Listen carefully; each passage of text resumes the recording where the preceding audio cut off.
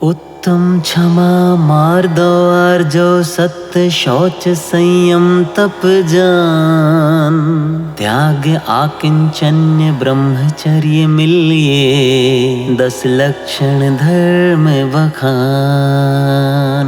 ये स्वाभाविक आत्म के गुण जे नर धरे सुधी गुणवान, तिन पद वंद्य कथा 10 लक्षण व्रत की कहूँ सुनो मन आन। घात की खंडद्वीप के पूर्व विदित क्षेत्र में विशाल नाम का एक नगर है। वहाँ का प्रियंकरा नामक राजा अत्यंत नीति निपुण और प्रजावत्सल था। रानी का नाम प्रियंकर था और इसके गर्भ से उत्पन्न हुई कन्या का नाम मृगांक लेखा था। इसी राजा के मंत्री का नाम मतिशेखर था। इस मंत्री के उसकी शशि प्रभा स्त्री के गर्भ से कमल सेना नाम की कन्या थी। इसी नगर के गुणशेखर नामक एक सेठ के यहाँ उसकी शील प्रभा नाम की सेठानी से एक कन्या मदन वेगा नाम की हुई और लक्ष्य भट्ट नामक ब्राह्मण के घर चंद्रभागा भार्या से रोहिणी नाम की कन्या हुई थी। ये चारों मृगांक लेखा, कमल सेना, मदन वेगा और रोहिणी कन्याएं अत्यंत रूपवान, गुणवान तथा बुद्धिमान थीं। वे सदैव धर्माचरण में सावधान रहती थीं। एक समय वसंत ऋतु में ये चारों कन्याएं अपने अपने माता पिता की आज्ञा लेकर वन क्रीड़ा के लिए निकली। सो भ्रमण करती करती कुछ दूर निकल गईं। जबकि ये वन की स्वाभाविक शोभा को देखकर आह्लादित हो रही थीं कि उसी समय उनकी दृष्टि उस वन में विराजमान श्री महामुनि राज पर पड़ी और वे विनय पूर्वक उनको नमस्कार करके वहाँ बैठ गईं और धर्मोपदेश सुनने लगीं। पश्चात मुनि तथा श्रावकों का द्विविध प्रकार उपदेश सुनकर वे चारों कन्याएं हाथ जोड़कर पूछने लगीं, हे नाथ, यह तो हमने सुना, अब दया करके हमको ऐसा मार्ग बताइए कि जिससे इस पराधीन स्त्री पर्याय तथा जन्म मरणादिक दुखों से छुटकारा मिले। तब मुनिराज बोले, बालिकाओं सुनो, यह जीव अनादिकाल से मोह भाव को प्राप्त हुआ विपरीत आचरण करके ज्ञानावरण आदि 8 कर्मों को बांधता है और फिर पराधीन हुआ संसार में नाना प्रकार के दुख भोगता है। सुख यथार्थ में कहीं बाहर से नहीं आता और ना कोई भिन्न पदार्थी है, किंतु वह सुख अपने निकट ही आत्मा में अपनी ही आत्मा का स्वभाव है। सो जब तीव्र उदय होता है उस समय यह जीव अपने उत्तम क्षमादि गुणों को, जो यथार्थ में सुख शांति स्वरूप ही हैं, इन गुणों को भूलकर इनसे विपरीत क्रोधादि भावों को प्राप्त होता है और इस प्रकार स्वापर की हिंसा करता है। सो कदाचित यह अपने स्वरूप का विचार करके अपने चित्त को उत्तम क्षमादि गुणों से रंजित करे तो निसंदेह इस भव और परभव में सुख भोग कर परम पद मोक्ष को प्राप्त किया जा सकता है। स्त्री पर्याय से छूटना कोई कठिन कार्य नहीं है। इसलिए पुत्रियों, तुम मन वचन काय से इस उत्तम 10 लक्षण रूप धर्म को धारण करके यथाशक्ति व्रत पालो तो निसंदेह मनवांछित उत्तम फल पाओगी। भगवान ने उत्तम क्षमा मार्दव आर्जव सत्य शौच संयम तपस त्यागा आकिंचन्य ब्रह्मचार्याणि धर्मः अर्थात उत्तम क्षमा, उत्तम मार्दव, उत्तम आर्जव, उत्तम सत्य, उत्तम शौच, उत्तम संयम, उत्तम तप, उत्तम त्याग, उत्तम आकिंचन्य और उत्तम ब्रह्मचर्य, इस प्रकार ये धर्म के 10 लक्षण बताए हैं। ये वास्तव में आत्मा के ही निज स्वभाव हैं जो क्रोध आदि कषायों से ढक रहे हैं। उत्तम क्षमा क्रोध के उपशम या क्षय होने से प्रकट होती है।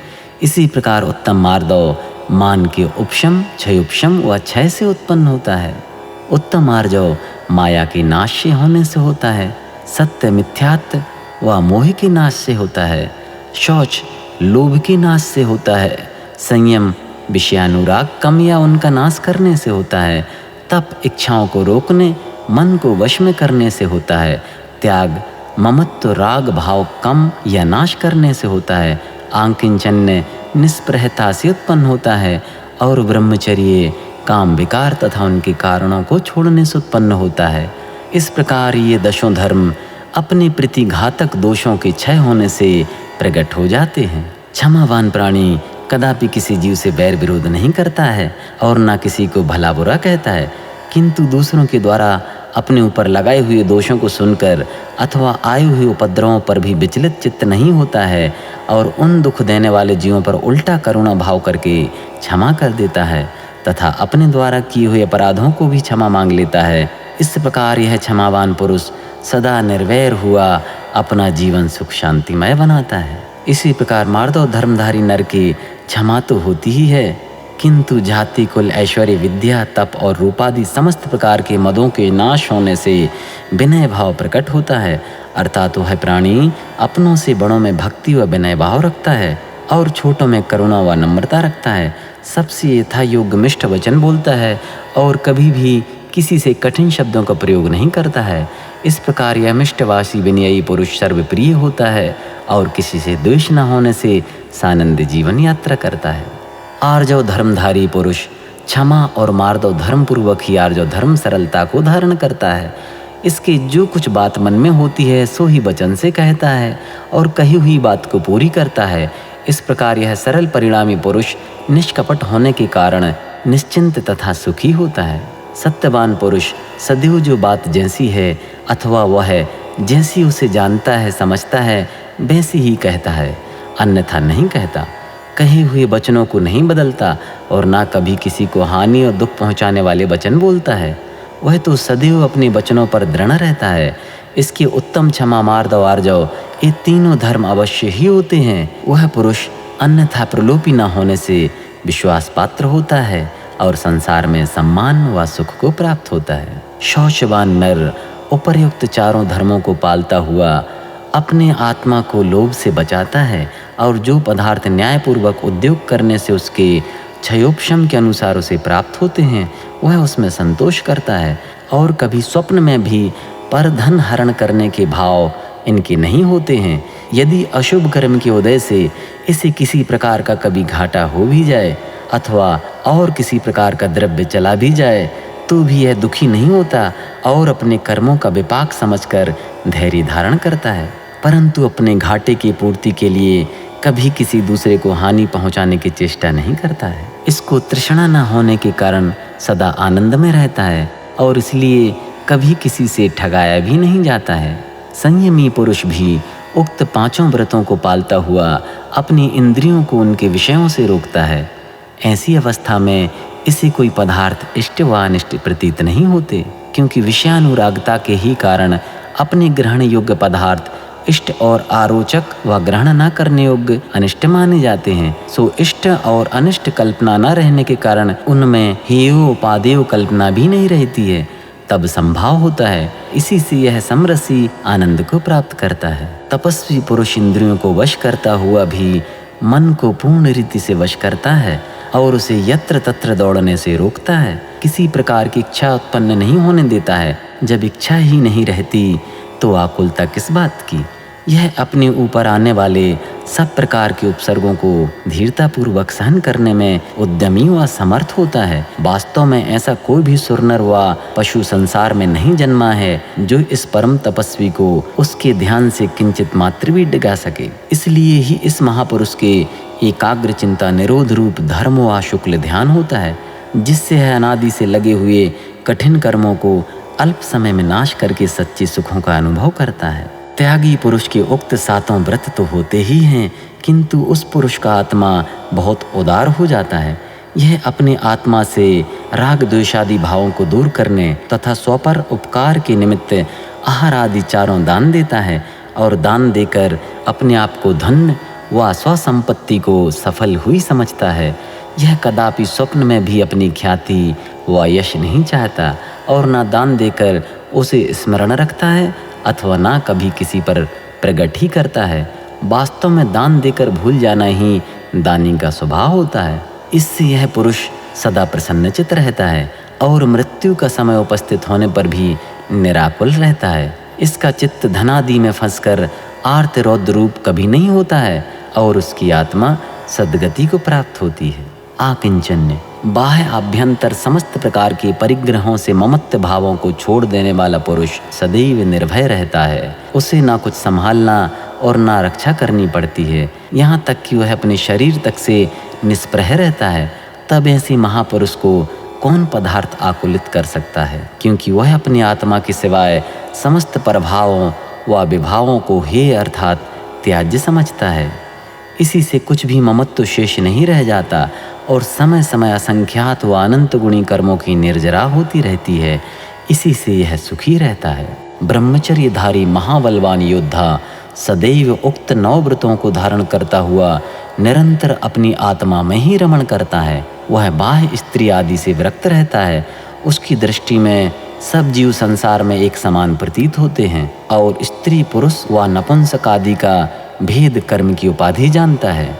यह सोचता है कि यह देह हाड़ मांस मल मूत्र रुधिर पीयू आदि रागी जीवों को सुहावना सा लगता है। यदि वह चाम की चादर हटा दी जाए अथवा वृद्धावस्था आ जाए तो फिर इसकी ओर देखने को भी जीना चाहे इत्यादि। ऐसे घृण शरीर में क्रीड़ा करना क्या है, मानो विष्टा के क्रीड़ावत उसमें अपने आप को फंसाकर चतुर्गति के दुखों में डालता है।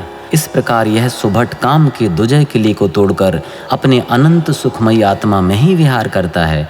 ऐसे महापुरुषों का आदर सब जगह होता है और तब कोई भी कार्य संसार में ऐसा नहीं रह जाता है कि जिसे वह अखंड ब्रह्मचारी न कर सके।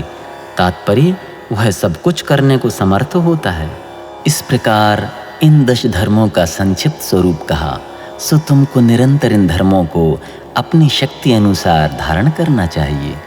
अब इस 10 लक्षण व्रत की विधि कहते हैं। भादों, माघ और चैत्र मास के शुक्ल पक्ष में पंचमी से चतुर्दशी तक 10 दिन पर्यंत व्रत किया जाता है।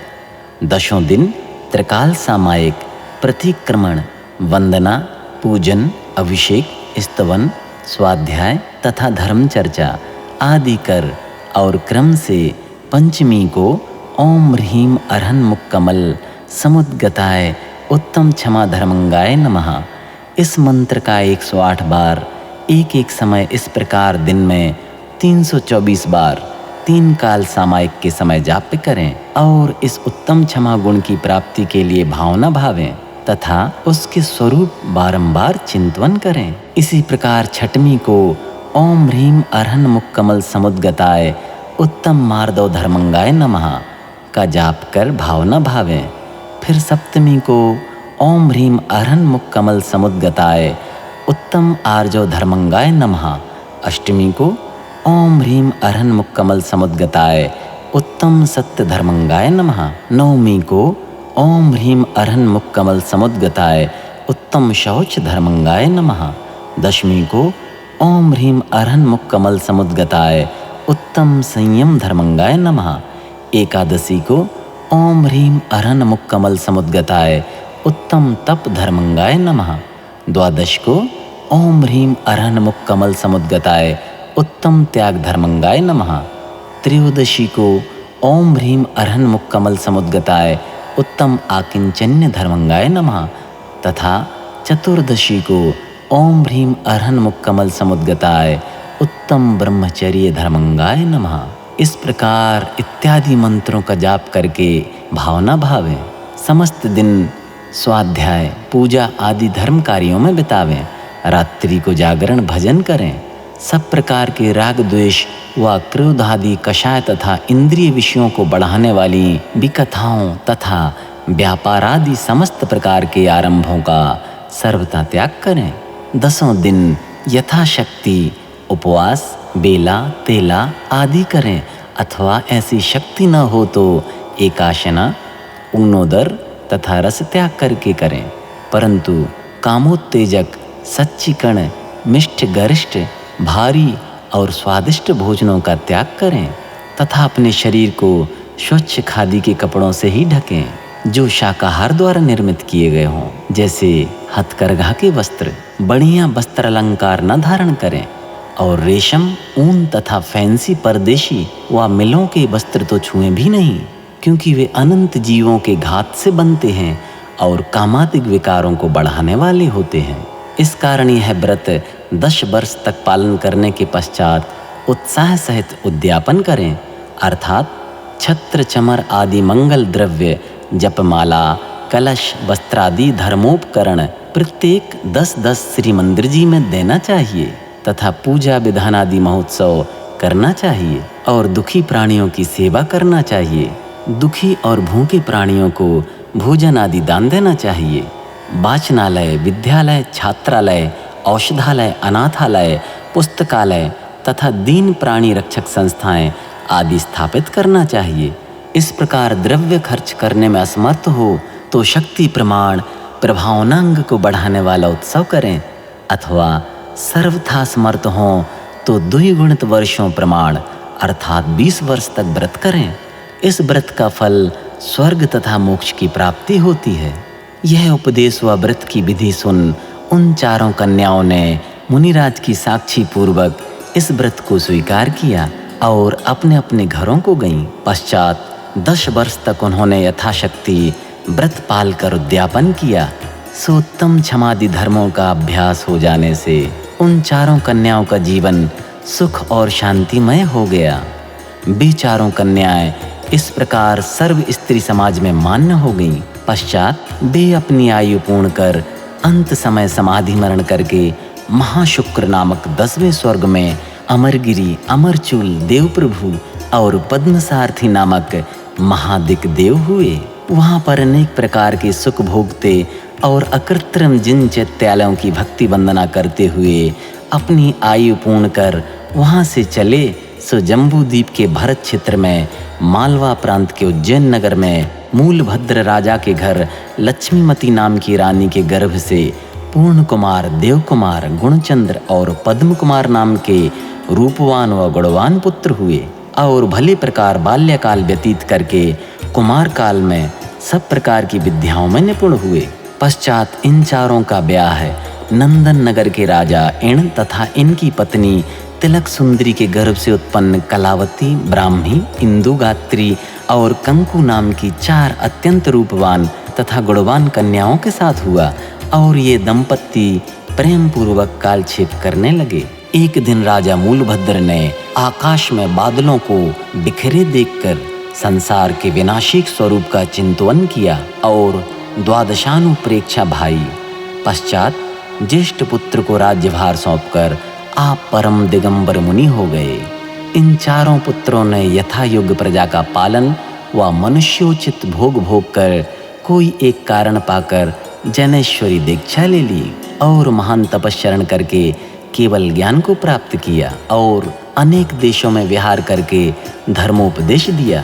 फिर शेष अघातीय कर्मों का भी नाश कर आयु के अंत में योग निरोध करके परम पद मोक्ष को प्राप्त हो गई। इस प्रकार उक्त चारों कन्याओं ने विधि पूर्वक इस व्रत को धारण करके स्त्रीलिंग छेद कर स्वर्ग तथा मनुष्य गति के सुख भोग कर अंत में परम पद मोक्ष को प्राप्त किया। इसी प्रकार जो भव्य जीव मन वचन काय से इस व्रत को पालन करेंगे वे भी उत्तमोत्तम सुखों को प्राप्त होंगे और अंत में मोक्ष प्राप्त करेंगे। मृगांक लेखादि कन्याएं 10 लक्षण व्रतधार दीप लहो निर्वाण पद वंदो बारंबार